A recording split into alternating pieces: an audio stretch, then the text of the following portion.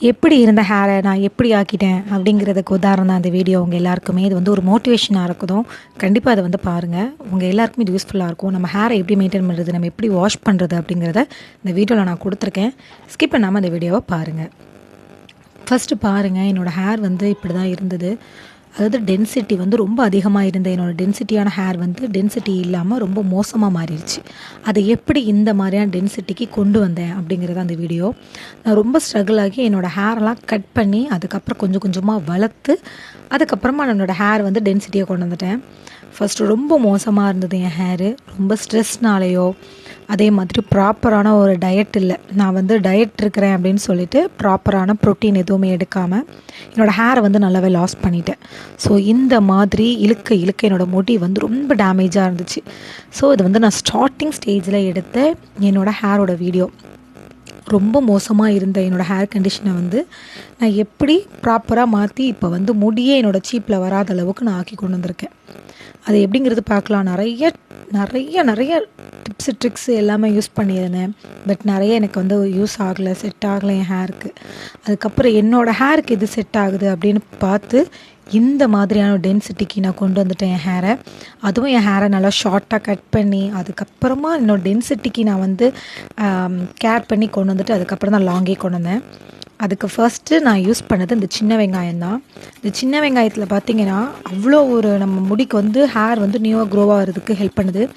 மெயினாக முடி உதிர்ந்த இடத்துல முடியை வந்து உங்களுக்கு நீட்டாக வளர கொடுக்கக்கூடிய ஒரு கெப்பாசிட்டி வந்து இந்த ஆனியன் ஜூஸில் இருக்குது.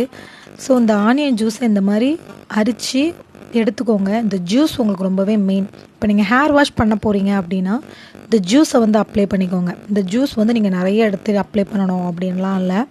இந்த மாதிரி எடுத்து உங்களோட ஸ்கேல்ப்புக்கு மட்டும்தான், உங்களோட ஸ்கேல்ப்புக்கு மட்டும் கான்சன்ட்ரேட் பண்ணி நல்லா நீட்டாகவே நீங்கள் என்ன செஞ்சுக்கலாம்னா அப்ளை பண்ணிக்கலாம். இந்த மாதிரி காட்டன் பஞ்சில் யூஸ் பண்ணி அப்படியே நீங்கள் தலையில் வந்து ஒத்தி கொடுக்கும்போது நல்லா ஜில்லுன்னு இருக்கும். அதே மாதிரி உங்களோட ஸ்கேல்ப்பு ஃபுல்லாகவே ஈவனாகவே அப்ளை ஆகும். இல்லை எனக்கு இந்த மாதிரிலாம் பண்ணி ஹேர் வாஷ் பண்ண பிடிக்காது, ஸ்மெல் அடிக்கும் அப்படின்னு நினச்சிங்கன்னா இந்த மாதிரி சின்ன வெங்காயத்தை ஹாஃபாக கட் பண்ணிக்கோங்க. கட் பண்ணிக்கிட்டு நடுவில் வந்து இந்த மாதிரி இப்படி லைட்டாக குத்தி விட்டுக்கோங்க. ஏன்னா அதில் வந்து ஜூஸ் நிறையா வரும். ஸோ அதனால தான் இந்த மாதிரி குத்தி விட்டுட்டு இதை நீங்கள் அப்படியே நசுக்கும் போது என்ன செய்யணும், அதோட ஜூஸ் வந்து அப்படியே வரும், இந்த மாதிரி வரும். ஸோ இதையும் உங்களோட ஸ்கேல்ப்பில் அப்ளை பண்ணலாம், தேய்க்கலாம். இதை வந்து நீங்கள் டெய்லி யூஸ் பண்ணலாம். ஸ்மெல் அடிக்குமா நாருமா அப்படின்னாலாம் கிடையாது.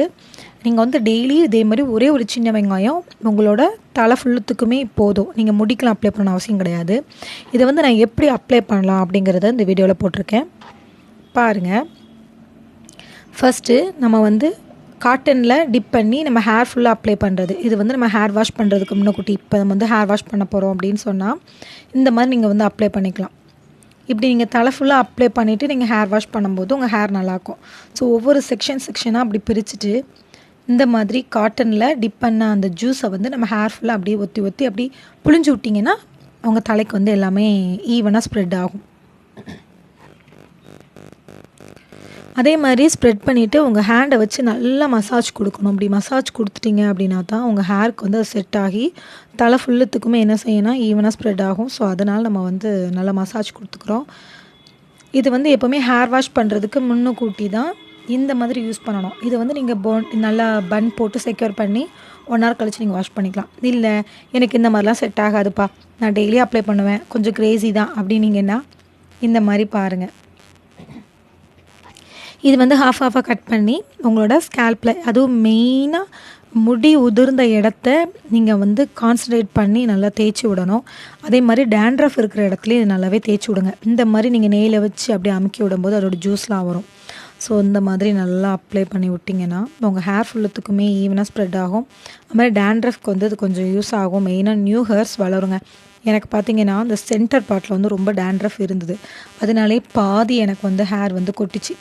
ஸோ இந்த மாதிரியான இடத்துல தான் நம்ம என்ன செய்யணும்னா ரொம்ப அப்ளை பண்ணணும், கான்சன்ட்ரேட் பண்ணி தேய்க்கணும். அதே மாதிரி முன்னெத்தியில் வந்து நமக்கு வந்து ஹேர் வந்து ஏறி இருக்கும் பார்த்திங்களா, ஸோ அந்த மாதிரியான இடத்துலையும் இதை போட்டு நல்லா மசாஜ் பண்ணிக்கோங்க. இது வந்து நீங்கள் டெய்லியுமே இதை யூஸ் பண்ணி ஒரு 2 minutes கழித்து இந்த மாதிரி ஒரு ஸ்கேல்ப் மசாஜர், அதாவது சிலிக்கானில் உங்களுக்கு ஆன்லைன்லலாம் கிடைக்கும். ஸோ இந்த மாதிரி வாங்கி இதை வந்து உங்கள் ஹேர் ஃபுல்லுத்துக்குமே சர்க்குலர் மோஷனில் அப்படியே லைட்டாக மைல்டாக மசாஜ் பண்ணி விட்டிங்கன்னா அந்த ஆனியன் ஜூஸ் எல்லாத்தையுமே ஈவனாக இதுவே உங்களுக்கு வந்து ஸ்ப்ரெட் பண்ணி கொடுத்துரும். ஸோ நீங்கள் இப்படி செய்யும்போது என்ன செய்யணும்னா அந்த ஜூஸ் எல்லாமே காஞ்சிரும். ஸோ நெக்ஸ்ட்டு நீங்கள் வந்து உங்களோட ஃபேவரட்டான ஹேர் ஆயில் எதுவோ நீங்கள் அதை யூஸ் பண்ணிக்கலாம். ஸோ நான் வந்து இந்த ஹேர் ஆயில் தான் யூஸ் பண்ணுறேன். இது வந்து நானே ஹோம்மேடாக ப்ரிப்பேர் பண்ண ஆயில். ஸோ நிறைய ஆயில் ட்ரை பண்ணேன், எதுவுமே எனக்கு வந்து கை கொடுக்கல. நிறைய எனக்கு ஹேர் லாஸ் ஆச்சு. ஃபஸ்ட்டு நான் வெறும் கோகனட் ஆயில் தான் யூஸ் பண்ணேன். ஸோ தென் இந்த மாதிரி ஹேருக்கு ஆயிலை யூஸ் பண்ண ஸ்டார்ட் பண்ணிட்டேன். இது வந்து நம்ம டபுள் பாயிலிங் மெத்தடில் ஹீட் பண்ணிவிட்டு யூஸ் பண்ணணும் அப்படிங்கிற அவசியம் கிடையாது. நம்ம கையிலே நல்லா போட்டு தேய்ச்சிங்கன்னா சூடு பறக்காகும். அதை நம்ம தலையில் இந்த மாதிரி இன்வெஷன் மெத்தடில் போட்டு ஆயில் அப்ளை பண்ணும்போது உங்கள் ஹேருக்கு வந்து ரொம்ப எப்படி சொல்கிறது, ரொம்ப ஸ்ட்ராங்காக இருக்கும். ஸோ நீங்கள் லைட்டாக நீங்கள் வந்து ஹேர் ஆயில் அப்ளை பண்ணிட்டு உங்கள் ஹேர்லேருந்து எல்லாத்துக்குமே அப்ளை பண்ணிவிட்டு ஸ்ப்ளிட் எண்ட்ஸ் வரக்கூடாதுங்கிறதுக்காக அந்த ஏஜ்லேயும் நீங்கள் என்ன செய்யணும்னா ஹேர் ஆயில் வச்சுக்கோங்க. டெய்லி இந்த மாதிரி நீங்கள் லைட்டாக வச்சா போதும், இல்லை வீக்லி 4 டைம்ஸ் இல்லை 3 டைம்ஸ் வச்சா போதும். இப்படி வச்சுட்டு நீங்கள் வந்து நார்மலாக உங்களோட கேஷுவலான ஹேர் ஸ்டைலோட நீங்கள் வெளியில் எங்கேனாலும் போயிட்டு வாங்க. ரொம்ப ஸ்மெல் அடிக்கும்லாம் கிடையாதுங்க, ஸ்மெல்லாம் அடிக்காது. பட் சின்ன வெங்காயம் வந்து நீங்கள் தலைக்கு அந்த ஸ்கால்ப்புக்கு மட்டும்தான் அப்ளை பண்ணிருக்கீங்க, லைட்டாக பிசு பிசுன்னு இருக்கும், அவ்வளோதான். ஸோ இந்த மாதிரி உங்கள் ஹேரை என்ன செய்யணுன்னா போட்டு இதையுமே நீங்கள் ஒரு பன் போட்டுட்டு நீங்கள் உங்கள் ஒர்க் எது என்னென்ன ஒர்க் இருக்கோ அதெல்லாம் பார்த்துட்டு ஆஃபீஸ் கிளம்புறீங்க, காலேஜ் கிளம்புறீங்க, இல்லை ஸ்கூல் கிளம்புறீங்க அப்படிங்கும்போது அந்த நேரத்துக்கு உங்களோட ஹேரை வந்து நீங்கள் யூஸ்வலாக ஹேர் ஸ்டைல் பண்ணிக்கோங்க. இல்லை வாஷ் பண்ணணும் அப்படின்னா ப்ராப்பராக ஹேர் வாஷ் பண்ணிவிட்டு இந்த மாதிரி நல்லா நீட்டாக நீங்கள் வந்து மைல்டு ஷாம்பு கூட யூஸ் பண்ணலாம். இல்லைன்னா நீங்கள் வந்து சீகக்காய் யூஸ் பண்ணுறீங்க அப்படின்னாலும் பெஸ்ட்டாக இருக்கும். ஸோ நீங்கள் வந்து சீகக்காய் கூட யூஸ் பண்ணிக்கலாம். இந்த மாதிரி ஹேர் வாஷ் நல்லா பண்ணிவிட்டு உங்கள் ஹேரை நீங்கள் வந்து நல்லா ட்ரை பண்ணிவிட்டு பார்க்கும்போது உங்கள் ஹேர் அவ்வளோ ஷைனியாக இருக்கும். எப்போவுமே பாருங்கள், நான் வந்து என்னோடய ஹேரை வந்து நான் எப்படி கேர் பண்ணியிருக்கேன் அப்படின்னா ஒரு வாரத்துக்கும் ஒவ்வொரு இன்க்ரீடியன்ட்னு சொல்லி மாற்ற மாட்டேன், ஹேர் மாஸ்க் மாற்ற மாட்டேன். 1 மந்த்துக்கு கண்டினியூஸாக ஒரே ஒரு ஹேர் மாஸ்க் இல்லைனா ஹேர் பேக் மட்டும்தான் யூஸ் பண்ணுவேன். தென் தான் நெக்ஸ்ட்டு ஹேர் பேக்குக்கோ ஹேர் மாஸ்க்குக்கோ நான் போவேன். ஸோ அப்படி நான் போக போய் தான் என்னோடய ஹேரை வந்து நான் நீட்டாக ப்ரொடக்ட் பண்ண முடிஞ்சுது. என் ஹேரை வந்து நல்ல டென்சிட்டியாகவும் கொண்டு வர முடிஞ்சுது. ஸோ ரொம்ப ஸ்ட்ரகிளான என்னோடய ஹேரை வந்து அவ்வளோ ஸ்ட்ரகிளான என் ஹேரை இவ்வளோ ஸ்மூத்தாக சாஃப்டாக அதே மாதிரி சில்கியாக பழைய நிலைமைக்கு நான் கொண்டு வந்துட்டேன்.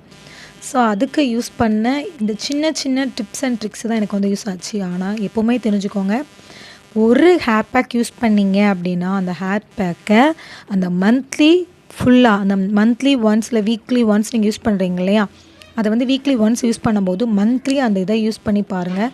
அந்த 1 மந்தில் உங்களுக்கு வந்து நோட்டீஸ் தெரியும்.